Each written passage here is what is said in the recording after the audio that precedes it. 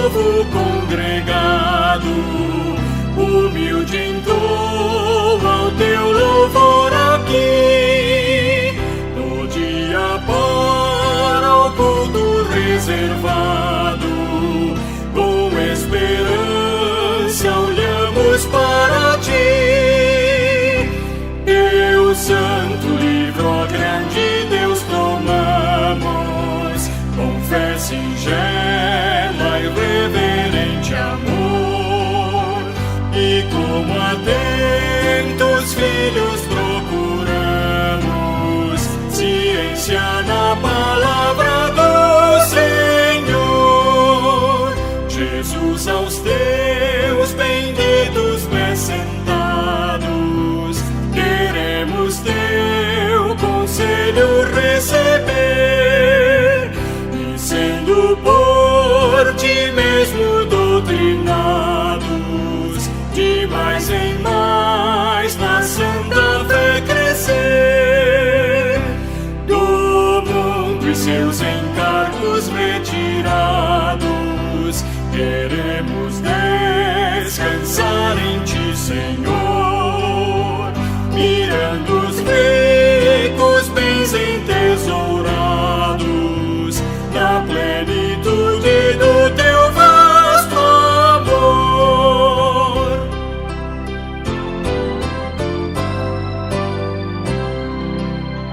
Ensina aos teus Espírito divino, dissipa as trevas destes corações, e com a luz do teu celeste ensino, vem aclarar as tuas instruções. Aviva em nós as forças da memória, pois sempre mais queremos conhecer o Rei dos céus, o Cristo cuja glória eleva os santos anjos de prazer. Amém.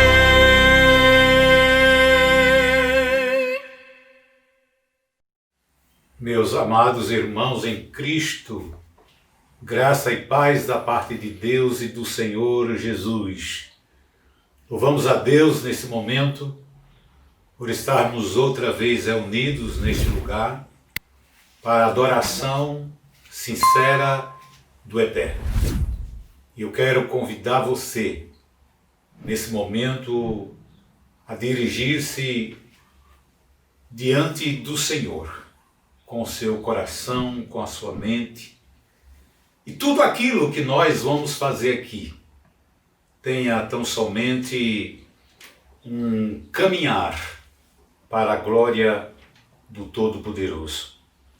E que nesse momento de culto, de adoração ao Deus Eterno, que nós estejamos com o nosso coração verdadeiramente contrito, colocado no altar do Senhor, para que esse culto de fato seja prestado a Deus, na beleza da sua santidade.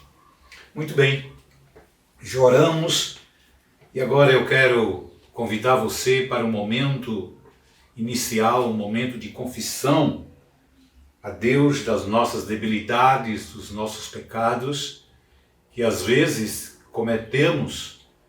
E eu quero convidá-lo para abrir comigo no Salmo 32, e nós vamos ler os primeiros versículos deste salmo tão amado por nós, Salmo de Davi.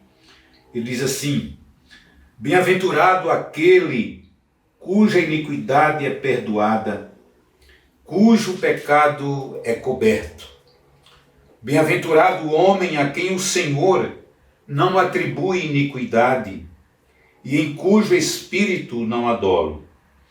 Enquanto calei os meus pecados, envelheceram os meus ossos pelos meus constantes gemidos todo o dia.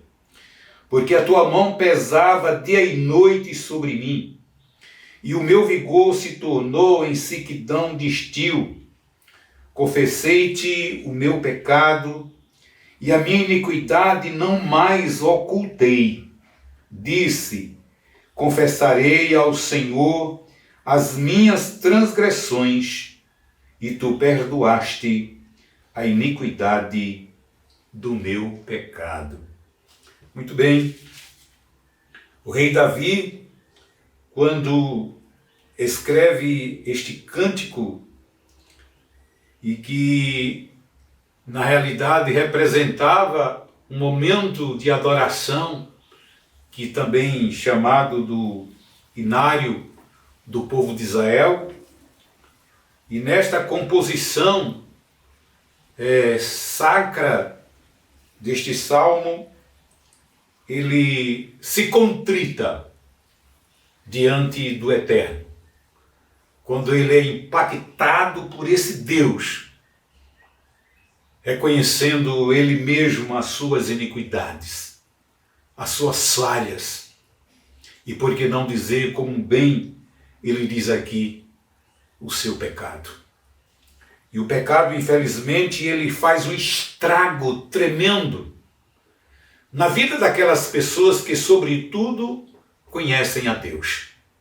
E ele, como conhecia Deus, como temia Deus, e ele se vê um tanto doente, porque mesmo ele diz: enquanto calei os meus pecados, envelheceram-se os meus ossos pelos meus constantes gemidos o dia todo. E ele disse que depois confessou ao Senhor o seu pecado, e a sua iniquidade não mais ocultei. Então, nesse momento, imitando como Davi fez, vamos também colocar-nos diante do Senhor. Ore a Deus agora, meu irmão, minha irmã. Coloque-se diante do Pai, peça perdão, suplique a Deus o perdão por algo que você tenha feito. Faça isso silenciosamente. E nós vamos ao trono da graça nesse momento. Deus bendito, Deus Pai, Deus Filho, Deus Espírito Santo. Nós te louvamos, ó Deus, neste momento, Pai, pois sabemos do quanto nós temos necessidade, do quanto nós temos carência, do quanto nós precisamos do teu poder e do teu amor, da tua bondade e da tua misericórdia. E nesse momento, ó Pai, nós te pedimos em nome de Jesus, que o Senhor venha nos visitar, que o Senhor venha nos purificar, que o Senhor venha nos perdoar, nos dando, ó Deus, a condição, Pai, de podermos entender que Tu és o Deus da nossa salvação, aquele que pode tudo e que quando muitas vezes falhamos, Ele nos revela, Ele nos quebranta, mostrando o que temos feito e que tem desagradado a Ele. Em nome de Jesus, perdoa-nos pelo sangue de Cristo, aquele sangue que foi vertido na cruz do Calvário, que possa purificar agora o nosso coração, o nosso espírito, afastar de nós tudo aquilo que desagrada ao Senhor, tudo aquilo que entristece o Teu Santo Espírito, ó Pai. Que nesse momento nós sejamos limpos, mais alvo do que a neve. Lava-nos completamente nesta noite, em nome de Jesus. Amém. Nós vamos adorar o Senhor, louvar ao Senhor, com o cântico de número 74 do Inário Novo Cântico, que você possa estar adorando ao Senhor com este cântico de louvor.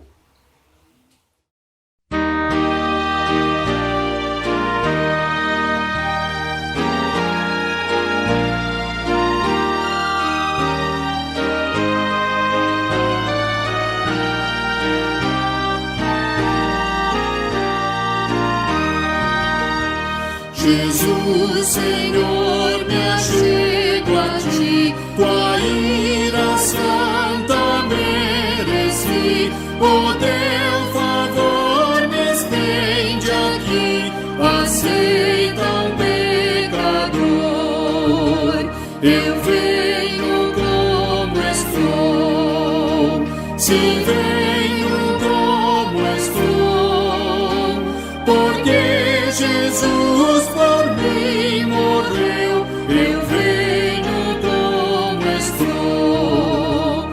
As minhas culpas grandes são, mas tu que não morreste em vão, me podes conceder perdão.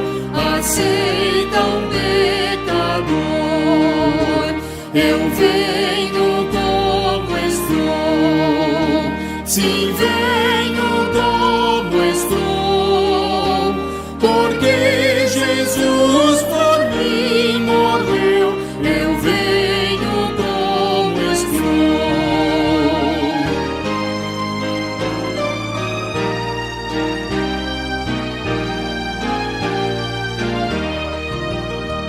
Oh, vem agora, Salvador, livrar-me por teu grande amor, pois tu, Jesus, és meu Senhor. Aceita um pecador, eu venho como estou, sim, venho como estou, porque Jesus por mim morreu, eu venho como estou. Amém.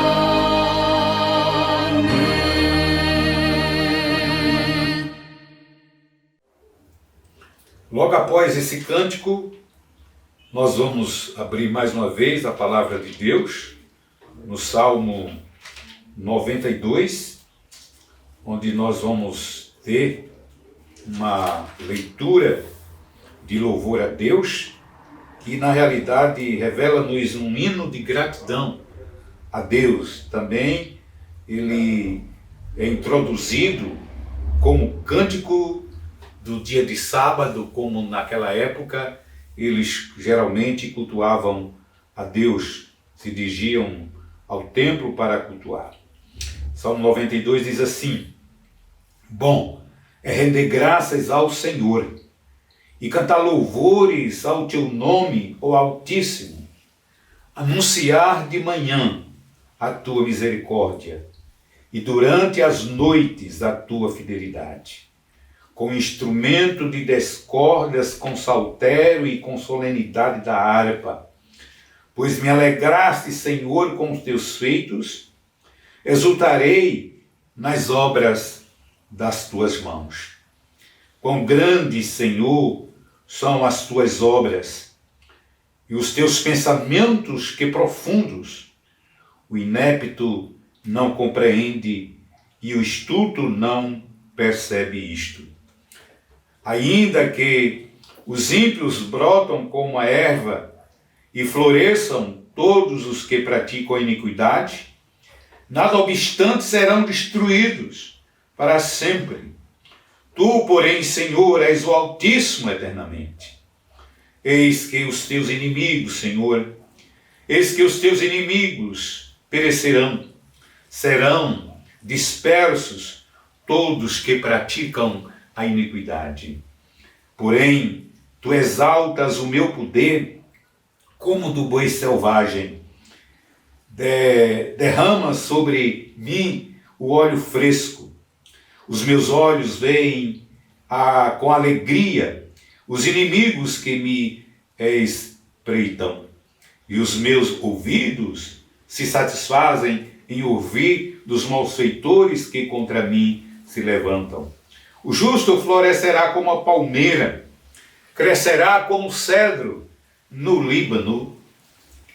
Na velhice ainda darão frutos, serão cheios de ceifa e de vigor, para anunciar que o Senhor é reto. Ele é a minha rocha e nele não há injustiça. Deus aplique no nosso coração a porção da sua palavra neste momento. Amém. Vamos mais uma vez exaltar o nome do Senhor, cantando um dos belos hinos do nosso inário Novo Cântico, o hino de número 52, Glória e Coroação. Vamos louvar a Deus com este cântico.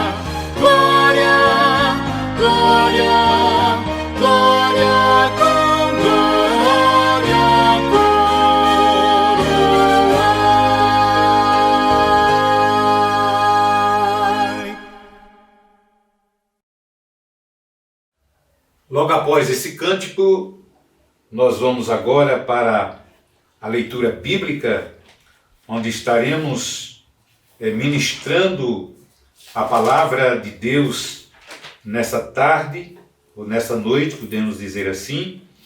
E eu quero convidar você a abrir comigo a palavra de Deus, lá no livro do profeta Isaías, capítulo 61.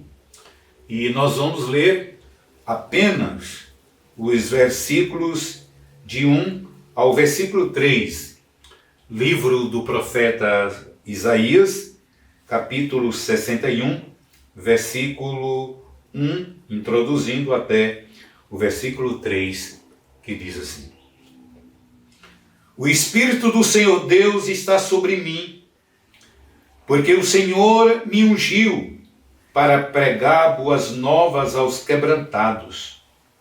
Enviou-me a curar os quebrantados de coração, a proclamar libertação aos cativos, pôr em liberdade os algemados e a pregoar o ano aceitável do Senhor e o dia da vingança do nosso Deus.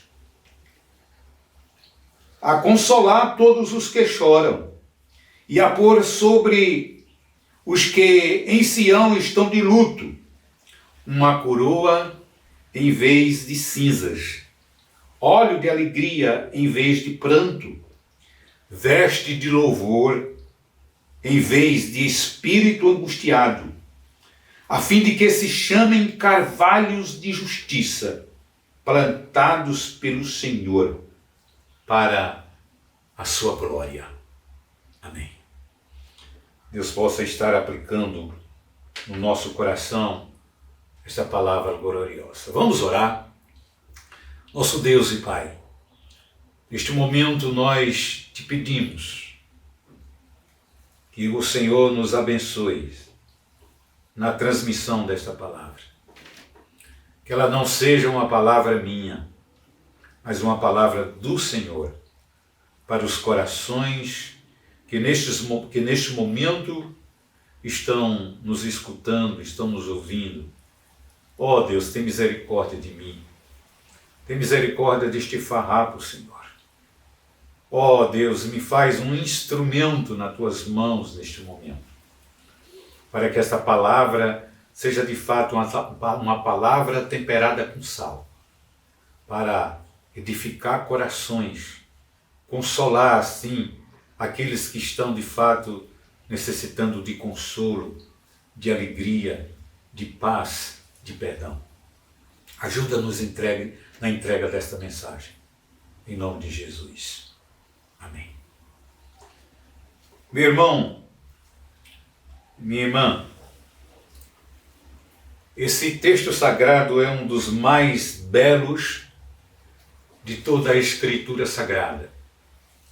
Escrito pelo profeta Isaías. Isaías, este homem, o qual ele é chamado de profeta messiânico. Por que messiânico? Porque muito ele falou sobre o Messias, o prometido de Deus, que havia de vir para restaurar um povo que Deus havia feito promessas, cujo povo já vinha enfrentando muitos sofrimentos, perseguições, desilusões.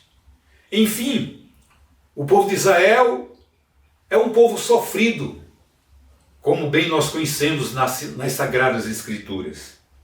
Tinha seus problemas, tinha seus pecados, não podemos negar isso, rebeldia muitas vezes, idólatras algumas vezes, infiéis algumas vezes, porém, nunca deixou de ser chamado povo de Deus. E você sabe que Deus, Ele sempre teve e tem um cuidado e carinho com seu povo. Porque na realidade, aquele povo em que Deus fez promessas, Deus jamais o desamparou. Embora algumas vezes ele tenha disciplinado, ele tenha trazido a sua vara, mas quando fez isso, fez justamente no sentido de que aquele povo pudesse experimentar a santidade do Eterno, pudesse fazer diferença entre pessoas pagãs que eles conviveram no meio.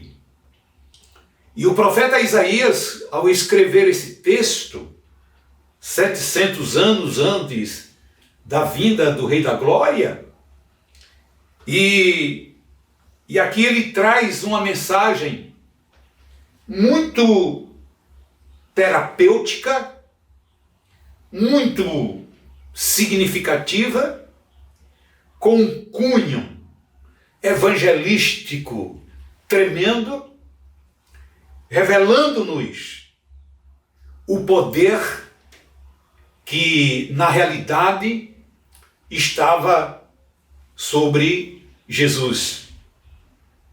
Evidentemente que na parte inicial do texto, quando ele faz menção que o Espírito do Senhor estava sobre ele, e é claro que ele evidencia aqui como se fosse o próprio profeta. E alguém comentando esse texto faz um questionamento: quem é, portanto, aqui o evangelista? Quem é aqui o orador? Quem é o pregador, portanto, aqui? Naturalmente, alguns pensam que isso tem mais basicamente referência a Jesus, mas Calvino, o reformador, ele diz que a gente não precisa levar apenas estas palavras para a questão de Jesus, para a função evangelística do Salvador, do pregador, daquele Messias que foi, na verdade, o pregador da justiça, mas também podendo se referir ao próprio profeta. Mas quando a gente leva o texto para o capítulo 4 do livro de Lucas, evidentemente que a gente entende que quando Jesus abre naquela oportunidade o livro, pede que alguém abra o rolo, né, onde estava escrito, portanto, esse texto, e Jesus disse: então esse texto está se cumprindo em mim, porque na verdade ele tinha sido ungido por Deus para ser de fato esse comunicador das boas novas de salvação. E por isso no versículo 1 diz assim: o Espírito do Senhor Deus está sobre mim, porque o Senhor me ungiu para pregar. Então, eu quero, nessa oportunidade, propor um tema para você sobre a positividade da pregação do Evangelho. A positividade da pregação do Evangelho. E evidentemente, esta pregação, naturalmente, se refere, portanto, não somente a pessoa do profeta Isaías, que na verdade aqui, como os comentaristas aludem, que ele é na verdade também um tipo típico do Senhor Jesus, mas também a todos nós que somos também pregadores desta mensagem, deste poder restaurador da graça divina para trazer, na verdade, alimento aos corações. E eu quero fazer alguns destaques importantes aqui nesse texto. Em primeiro lugar, eu quero destacar aí as boas novas aos quebrantados. Pois bem, em primeiro lugar, o texto se refere que as boas novas, elas são dirigidas principalmente para aos quebrantados. E quando se refere aqui aos quebrantados, quando a gente vai para o Novo Testamento, e a gente vai ver que ali os quebrantados são exatamente aquelas pessoas mais humildes, não vamos dizer aquelas pessoas que tinham pouco recursos, não é? Mas aquelas pessoas que tinham o coração voltado para Deus e que naturalmente eles necessitavam de ouvir uma mensagem que pudesse trazer ao seu coração, de fato, uma transformação e uma mudança, porque, na verdade, esses quebrantados, eles estavam disponíveis para ouvir a mensagem de Deus, a palavra de Deus, para que eles, de fato, pudessem compreender essa mensagem, aplicando essa palavra, evidentemente que essas vidas seriam transformadas, seriam mudadas, seriam, na realidade, edificadas. Então, o propósito da mensagem de Jesus foi essa, justamente, de trazer essas boas novas. E quando se trata de boas novas, nós entendemos no Novo Testamento aquela maneira muito simples da gente entender que é o Evangelho. O Evangelho é, na verdade, a boa nova, né? Por isso, nós já dizemos, as boas novas já se fizeram ouvir aqui. E eu lembro quando, bem adolescente, lá no meu lugar, no Catibau, e ali, eu lembro que uma certa tarde, descia dali um homem engravatado, era um pastor batista, tá certo? Que vinha da cidade de Arco Verde. E ele chegava ali exatamente na casa do nosso irmão Antônio Galdino, conhecido mais por seu Galdino, que hoje já dorme com o Senhor. E então aquela família batista ali recebia naquela tarde aquele pastor com sua esposa, e ele muito bonito, engravatado, em paletó, com paletó, e ali ele expunha a mensagem da palavra de Deus. Eu lembro que naquela tarde ele cantava do cantor cristão, aquele hino que nós cantamos também, que nós vamos cantar no final. As novas do Evangelho já se fez ouvir aqui. E como aquilo nunca saiu da minha mente, eu era bem numa ter idade ainda, né, mas ouvindo a palavra de Deus ali, que glorioso momento foi aquele. Então, é nesse momento que a boa nova, ela é comunicada aos quebrantados de coração. E, em segundo lugar, o texto também diz que enviou-me a curar os quebrantados de coração. E quando se trata aí quebrantado de coração, nós entramos numa questão mais profunda, porque ela, ou seja, a mensagem de Deus, ela já vai numa penetração no âmago. Ela já vai diretamente como a espada, penetrando o coração, como diz mesmo o escritor aos Hebreus, que a palavra de Deus, ela é espada. E quando ela penetra como espada, ela divide alma, espírito e medulas. De modo que quando esta mensagem ela entra para curar, portanto, como diz aqui o texto, os que na realidade estão, portanto, carecendo de restauração, quebrantados, portanto, de coração, ela de fato envolve, portanto,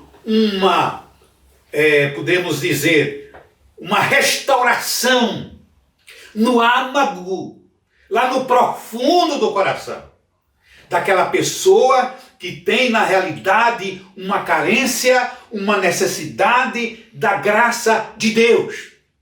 Quem sabe esse quebrantado já tenha vivido sofrimentos por causa do pecado, infelizmente.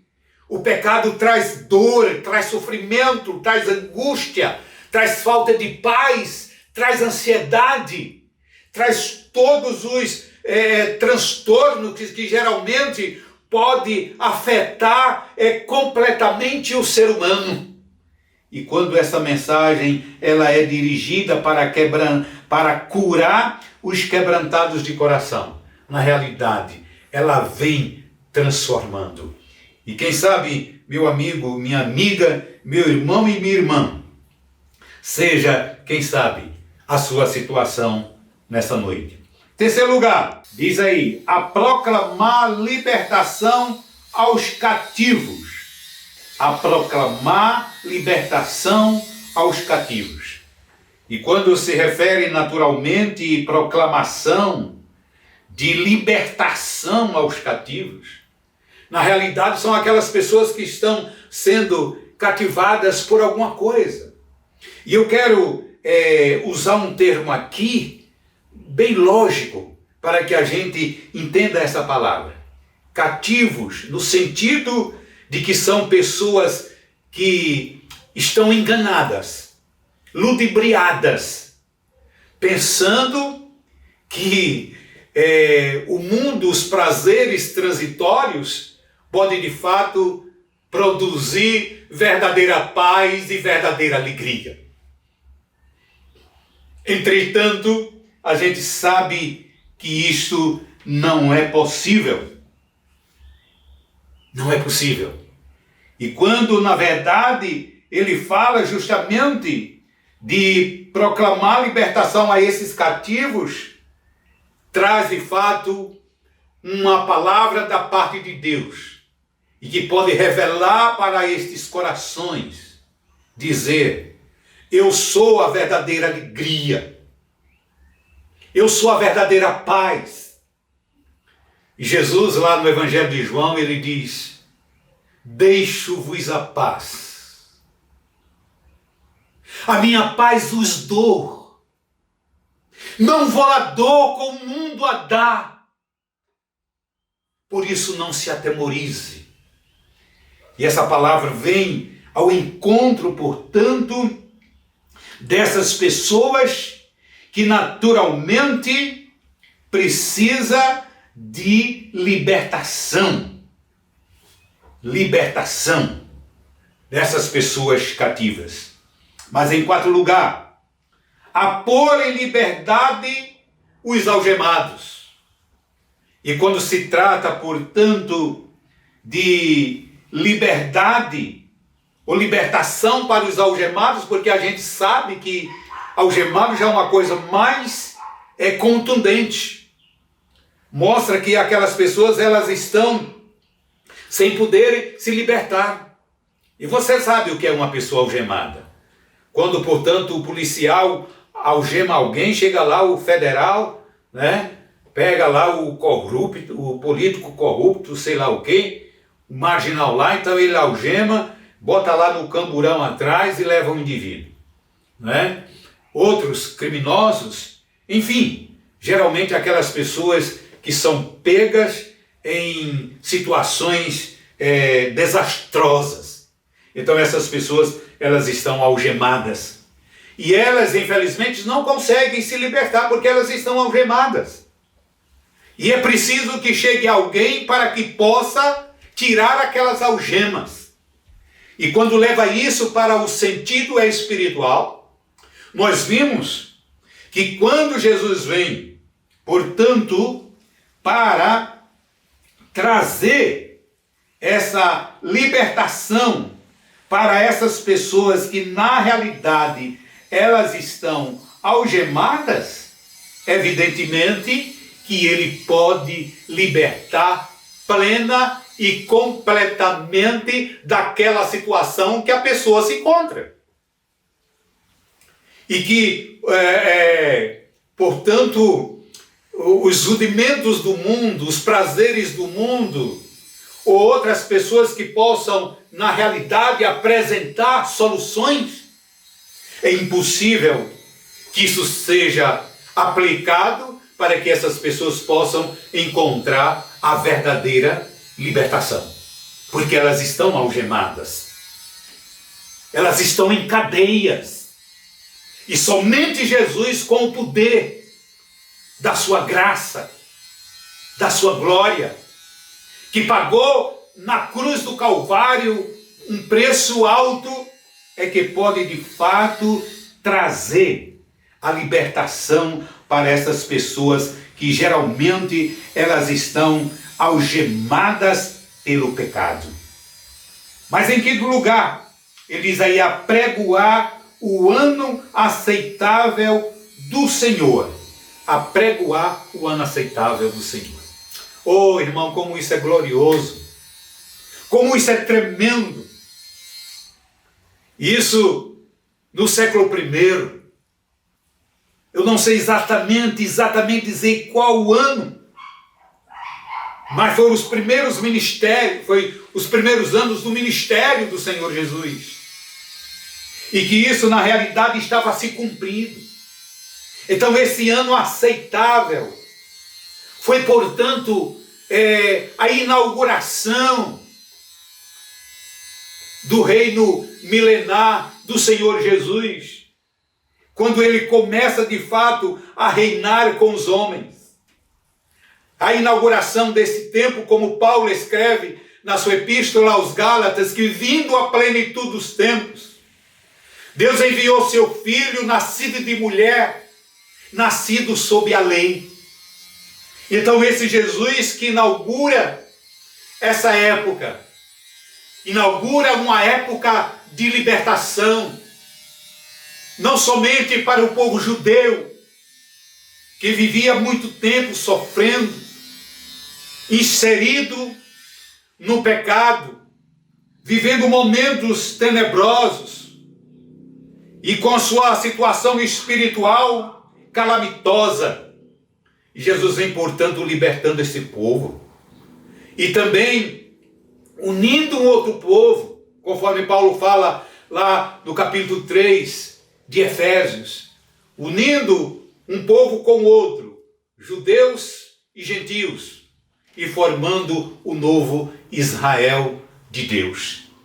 E aí, esse ano aceitável, como ele diz, e apregoar o ano aceitável do Senhor. Glória a Deus. Pela sua graça e amor, misericórdia, nós continuamos pregando.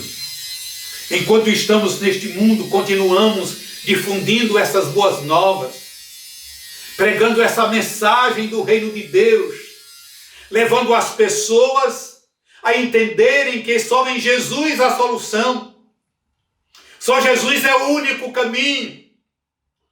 Só Jesus é quem pode de fato trazer paz interior, transformação para o pecador. Ainda continuamos no ano aceitável do Senhor. E em sexto lugar ele diz aí, e o dia da vingança do nosso Deus. O dia da vingança do nosso Deus.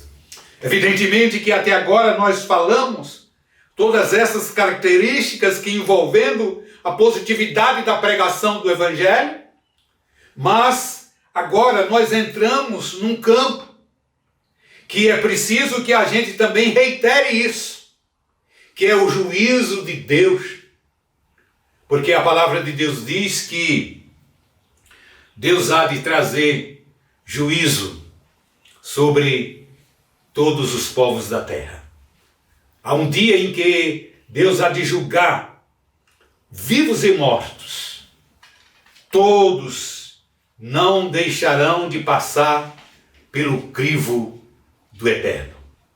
E aqui, quando Jesus faz questão de mencionar o dia da vingança do nosso Deus, porque na verdade nós sabemos que o povo de Deus havia sofrido muito, havia sido muito perseguido, Deus havia prometido de vingar isso.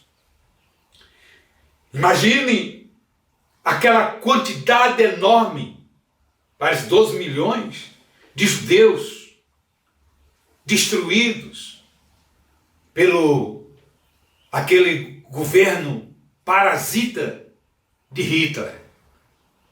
E tantos judeus que têm sofrido de forma amarga na mão desses incircuncisos. Mas a palavra de Deus está dizendo: eu vou trazer juízo sobre esse povo. Mas também não é diferente com o povo de hoje. Deus também promete trazer juízo para aquelas pessoas, como Paulo diz lá na sua epístola aos Tessalonicenses, que vem trazendo vingança a todos aqueles que não obedecem ao Evangelho de Cristo.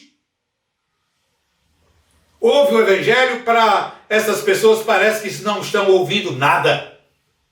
E eu quero dizer, meu amigo, minha amiga, você que não conhece ainda o verdadeiro Evangelho de Cristo, é preciso que você se prepare para esse dia final.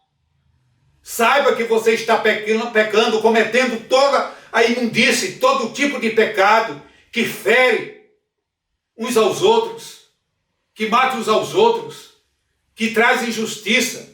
Saiba que um dia Deus há de vingar, Deus há de trazer juízo, como diz o Senhor, sobre todas as obras dos homens na terra. Porque tudo não passa oculto aos olhos de Deus. Porque tudo está patente e nu aos olhos daquele, como diz o escritor aos Hebreus, que há de julgar todas as coisas.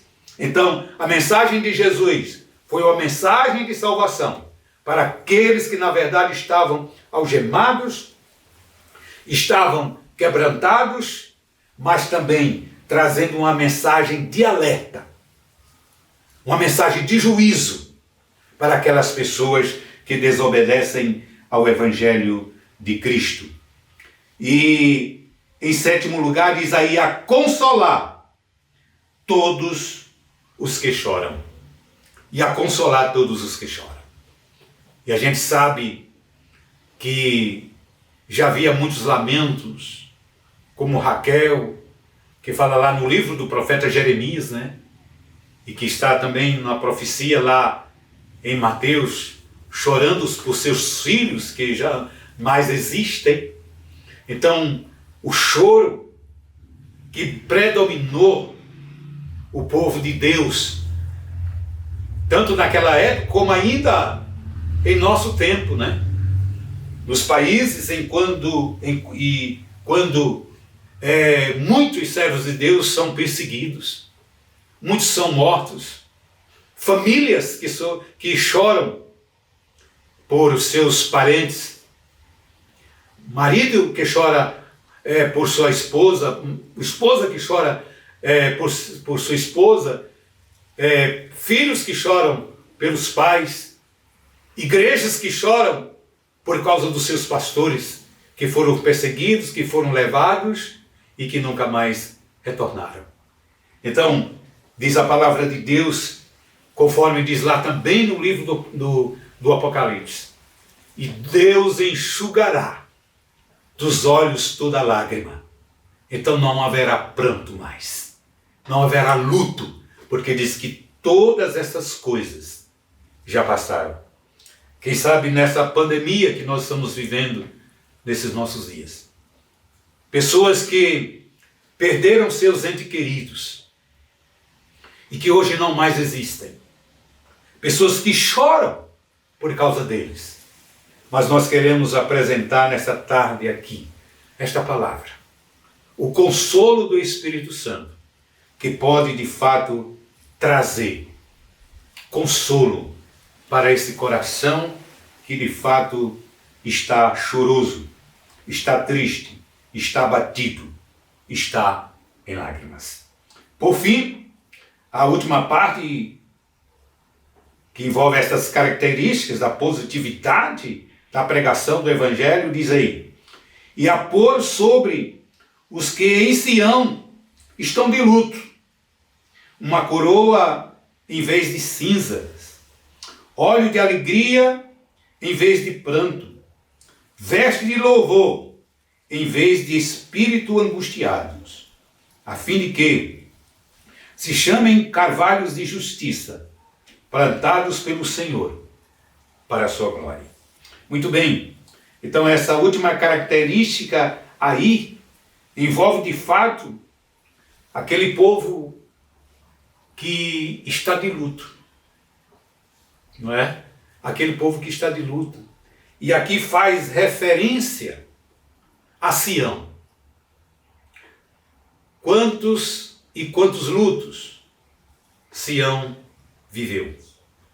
E quando traz essa palavra, esse termo, Sião, você sabe que isso se refere à capital de Israel. Isso se refere a Jerusalém.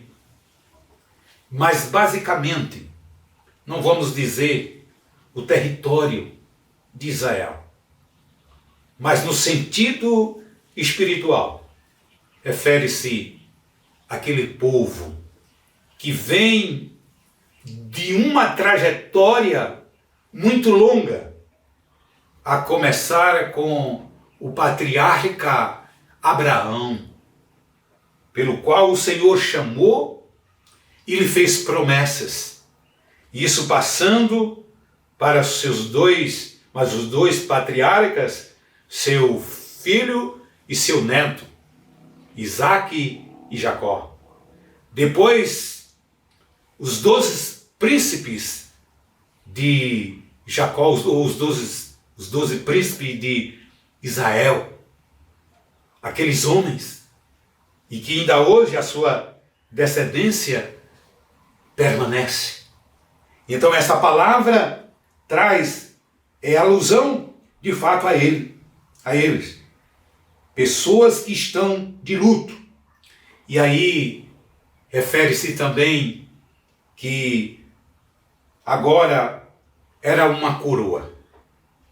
E geralmente isso era muito utilizado como diademas, né, para aquele povo que geralmente recebia a coroação, né, lá no Antigo Testamento.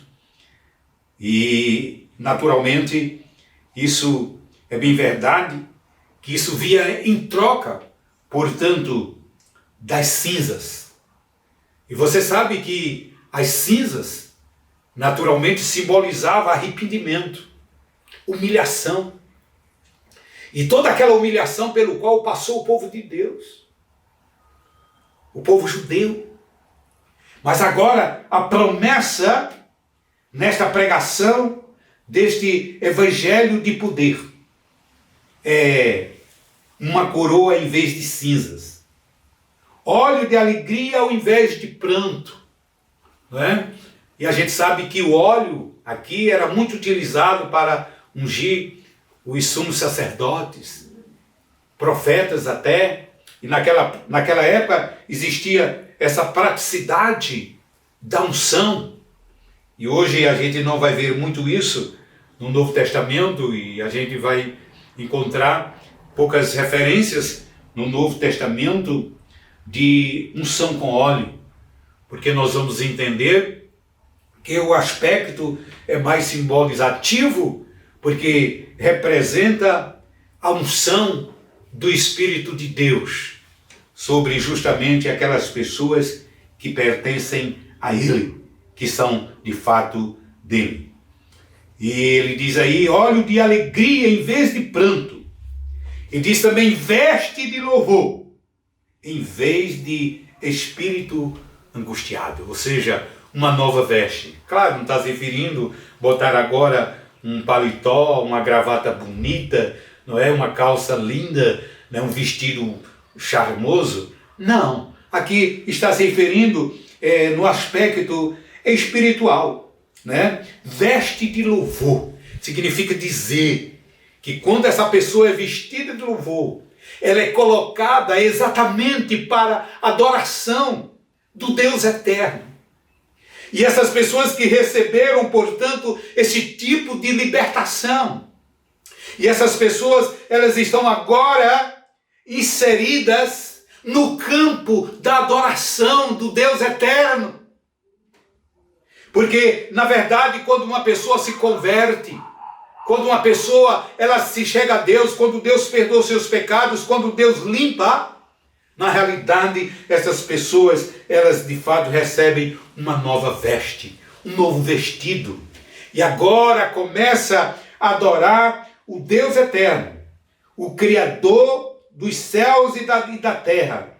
Então esse espírito angustiado não jamais vai fazer parte. É possível que você passe por algumas angústias, porque enquanto estamos neste mundo vamos passar, não tem jeito. Mas nós vamos receber o consolo de Deus. A graça de Deus, ela vem até nós, nos edificando, nos confortando, nos consolando e nos dando de fato alegria para viver na sua presença. Sobretudo nesses momentos. Ele diz aí, a fim de que se chamem carvalhos de justiça. Então aqui está justamente finalizando, concluindo o propósito de todas essas pessoas que foram na realidade inseridas nesse campo dessa pregação. Então essas pessoas agora, elas são agora chamadas de quê? De carvalhos de justiça. E quando se trata, por exemplo, daquelas lindas plantas, daqueles lindos carvalhos, daquelas belas árvores, diz que isso é plantado pelo Senhor. Claro que aqui está se referindo, não, por exemplo, uma roça muito bonita, não a minha horta que eu tenho aqui, não é?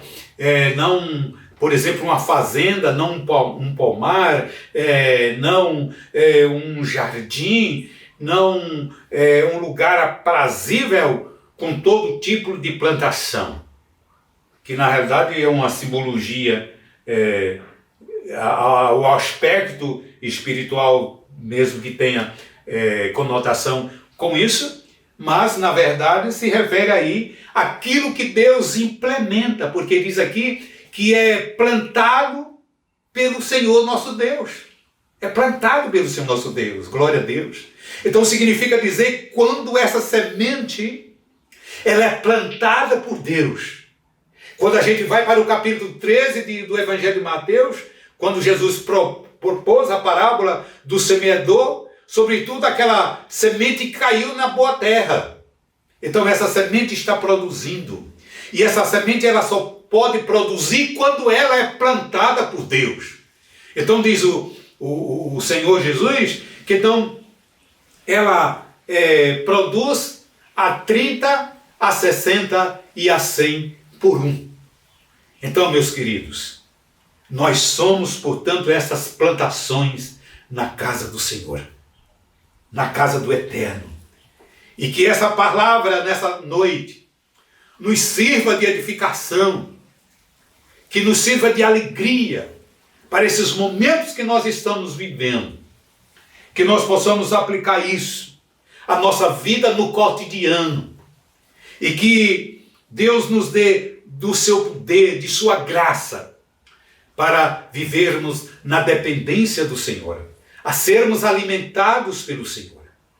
E se você nessa tarde é uma pessoa que está chorosa, uma pessoa que está enferma, uma pessoa que está quebrantada, uma pessoa que está cativa, uma pessoa que está algemada, então eu trago para você como pregador da palavra de Deus essa palavra que pode de fato trazer à sua vida uma transformação e em decorrência você pode viver uma vida no altar do Senhor. Oremos. Pai querido, neste momento, Senhor, nós te louvamos por esta palavra, nós te agradecemos por ela e que ela nos dê a graça, portanto, de nós sermos canais de bênçãos neste mundo.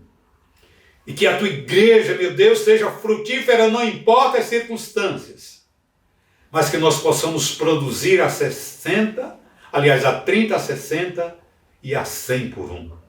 Oh, meu Deus, em nome de Jesus, nos dá poder, nos dá graça, para que vivamos na tua dependência e que possamos viver para teu louvor e para a tua glória, como estes carvalhos de justiça plantados pelo Senhor. Ajuda-nos, portanto, dá-nos graça, aquelas pessoas que estão vendo os momentos deploráveis, aflitantes e conflitantes, que nessa tarde elas possam receber da tua graça o amor de Deus, o amor de Jesus. É a nossa oração, em nome de Jesus. Amém. Muito bem, nós vamos louvar a Deus, já estamos chegando ao término da nossa programação de hoje. Nós vamos louvar a Deus cantando o hino de número 304. E logo após este cântico, nós estaremos impetrando a bênção dos apóstolos e depois as nossas considerações finais.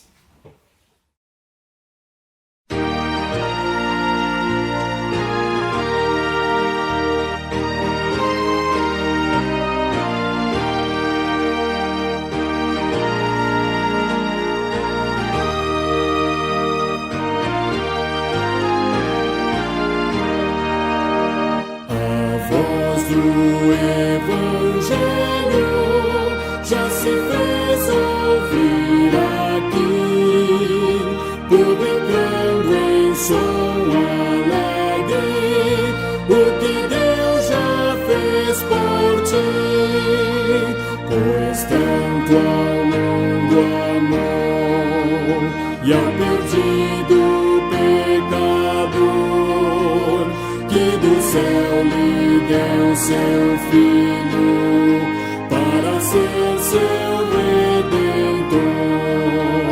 Santa paz e perdão é a nova lá dos céus.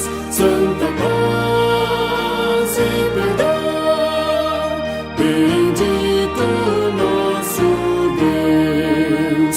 A voz do Evangelho, segurança, vida e paz, é o amor de Jesus Cristo, que o perdão de Deus nos traz. As novas se nos dão de haver um Salvador, poderoso e muito bondoso, que perdoa o pecador. Santa paz e perdão é a nova lá dos céus. Santa paz e perdão, bendito nosso Deus.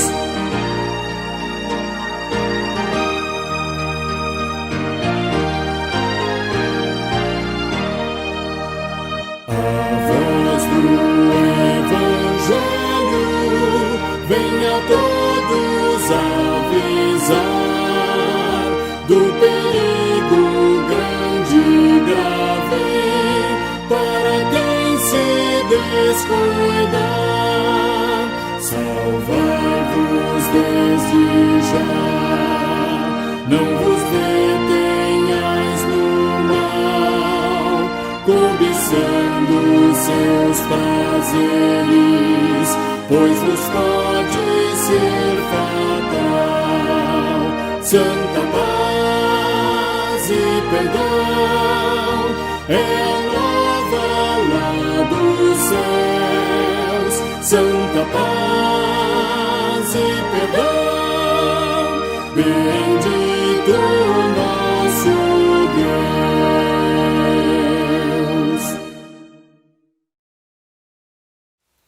Receba nesse momento a bênção. O Senhor te abençoe e te guarde. O Senhor faça resplandecer o seu rosto sobre ti e tenha misericórdia de ti. O Senhor sobre ti levante o seu rosto e te dê a paz. Amém. Meu querido, minha querida, Deus te abençoe.